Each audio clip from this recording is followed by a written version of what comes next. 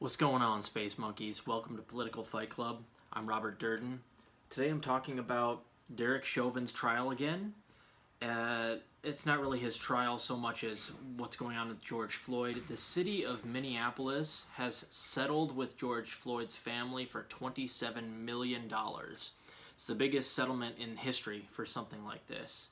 And I want to talk about two things. I want to talk about the fact that this is a really good thing, and I'm really glad. It's not enough. I mean, you can't put a price on someone's life. I'm very much for tagging cities and even states with huge price tags like this when people get killed by state police or by city police, because it makes them think twice about hiring psychopaths that are going to do stuff like this. So it roundabout cleans up the system. The more that we slap people on the wrist or more for stuff like this, the less likely they are to do it in the future. So they'll be more careful when they hire people for law enforcement in the future. The second thing I'd like to talk about is the controversy that's out there about how the fact that this settlement might taint his actual criminal trial. And there are people out there saying that, and I saw this on RT, they're good sometimes or bad sometimes. I watch them on occasion. And they were making the argument that it's like, well, if he's already guilty, implicated by the $27 million that the city just gave his family, then how is he going to get a fair trial? And this is so stupid, and I'm going to break that down too. So let's start with point one. $27 million, the most ever given out by a city over something like this. That is excellent. It wouldn't hurt my feelings to see $100 million. This stuff needs to stop, and police officers get off the hook so often with this stuff. I think it's like 0.1% or 0.2% actually get criminal charges that go through to the end, where they end up seeing some sort of time or get charged or actually get, a punishment for what they did. So it's less than 1%. So absolutely, if you're not going to be able to get them on criminal charges most of the time, then let's punish the people that are hiring them or allowing them on the payroll so that they can do stuff like this.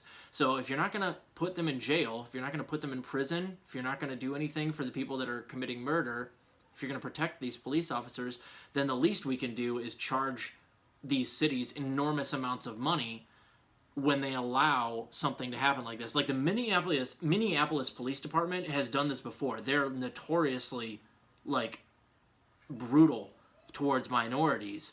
So this isn't like a first strike for them. They hire people that are psychopaths that do things like this, and they get caught, and yeah, of course, let's find the living shit out of them. Maybe they'll think twice about hiring the psychopaths next time. This is great. I feel for his family because it's not nearly enough. How can you put a price on somebody's life, especially when what happened to George Floyd, when you saw it on that tape, it was, how can you put a price on somebody's pain and suffering either? So, but it is good. It's a landmark.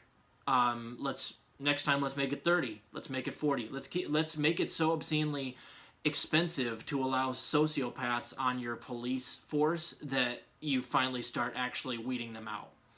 Second point, the trial, the actual criminal trial, and the argument that, if his family's getting paid, that makes it seem like he's guilty, right? It's a really ridiculous argument because, of course, this is a settlement in a civil court, which doesn't have a jury or anything like that. You have people voting on whether or not they do it, but they're like a council, a city council, I believe, and they decide.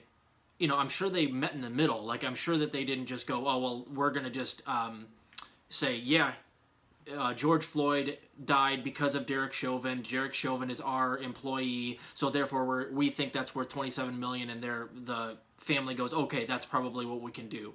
No, I'm sure the family wanted much more than that, and they negotiated down to this. It's a civil thing, and it's a settlement. It's not the same as criminal court. So it's not like he's guilty. Everybody that gets killed by law enforcement gets a settlement, or not everybody, but some of them get small settlements, some of them get huge settlements. It doesn't implicate them as far as a criminal trial goes.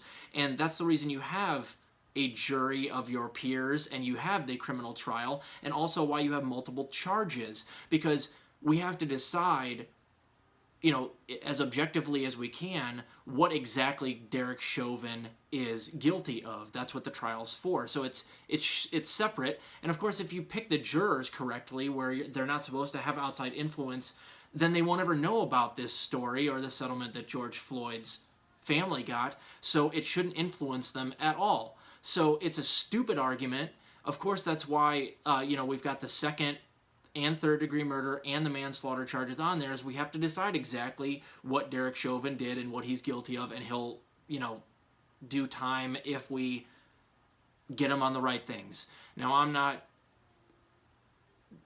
privy to everything that the jurors are, but this is also a case where it's like, it's not like we're wondering whether or not he killed George Floyd because it's on video.